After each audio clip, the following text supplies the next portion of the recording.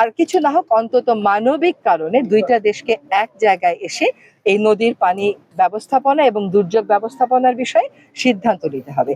সরকারি পর্যায়ে যদি কোনো নীরবতা থেকে থাকতো, যদি কোনো নিষ্ক্রিয়তা থেকে থাকতো, সেই দিনটা শেষ হয়ে গেছে। তবে একটা কথা সবাইকে মাথায় রাখতে হবে যে নদীর পানি কেবলমাত্র রাজনীতি না, এটা কূটনীতিও, এটা অর্থনীতিও। হ্যাঁ, কাজে আমরা আমাদের মানুষের কথা, আমাদের মানুষের দুর্ভোগ, আমাদের মানুষের প্রত্যাশা, তাদের চাহিদা অনুযায়ী জানি উজানের দেশগুলোর সাথে কথা বলতে পারি, সেটা বুঝতেই কিন্তু আমার আজকে আসা।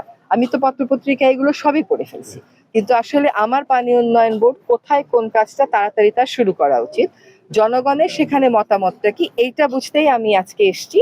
আর উজানের দেশের সাথে, ভাটির দেশের ভারতের সাথে আমাদের এই সমস্যা কেবলমাত্র যে এই নদীর কেন্দ্রিক তা না, এটা কিন্তু প্রায় সকল নদী কেন্দ্রিক। আমরা গঙ্গা ছাড়া আর কোনো নদীর ক্ষেত্রে, ফেনীর ক্ষেত্রে করতে পেরেছি, কিন্তু আর কোনো নদীর ক্ষেত্রে কিন্তু আমাদের বলে 54 বা 57টা অভিন্ন নদী, এখনো পর্যন্ত চুক্তি স্বাক্ষর করতে পারিনি, এমনকি তিস্তা নিয়েও পারিনি। আপনারা হয়তো হঠাৎ বন্যায় অভ্যস্ত না, আপনাদের কাছে এটা অস্বাভাবিক লাগছে, আপনারা তিস্তা পারের মানুষের কাছে যাবেন, তাদেরও দুঃখ কিন্তু এরকমই, এবং সেটা প্রতি বছর এরকম দুঃখ হচ্ছে। এটা তো প্রতি বছর চলতে পারে না। আমাদের সরকারের সর্বোচ্চ পর্যায় থেকে বলা হয়েছে যে আর কিছু না হোক অন্তত মানবিক কারণে দুইটা দেশকে এক জায়গায় এসে এই নদীর পানি ব্যবস্থাপনা এবং দুর্যোগ ব্যবস্থাপনার বিষয়ে সিদ্ধান্ত নিতে হবে। আজকে 53 বছর হয়ে গেল আমরা তিস্তা নদীর চুক্তি স্বাক্ষর করতে পারিনি। চুক্তি যদি পানি ভাগাভাগির স্বাক্ষর হয়, পরে হয়, কম হয়, সেটা আরেক বিবাদ, কিন্তু আমার দেশের মানুষকে তো আগে বাঁচাতে হবে। সেই দাবিটা তো প্রতিবেশী রাষ্ট্র কখনো অস্বীকার করতে পারে না।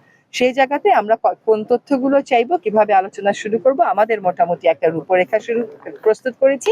আপনাদের সাথে আজকে কথা বলে ওটা চূড়ান্ত করবো। আন্তর্জাতিক আইন অনুযায়ী আপনি তখনই অন্য একটা রাষ্ট্রের সাথে দর কষাকষি করতে পারেন যখন সেও ওই আন্তর্জাতিক আইনটা স্বাক্ষর করবে।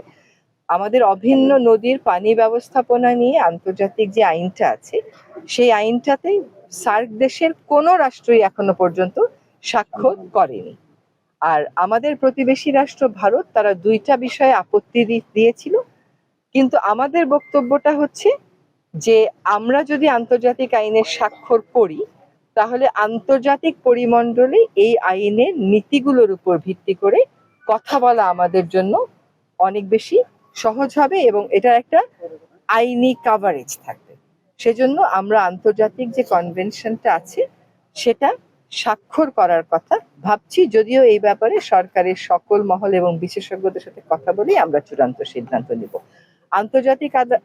আন্তর্জাতিক অঙ্গনে যখন দুইটা রাষ্ট্র কথা বলবে, তখন দুইজনকেই ওই একই কনভেনশনের পার্টি হতে হয়।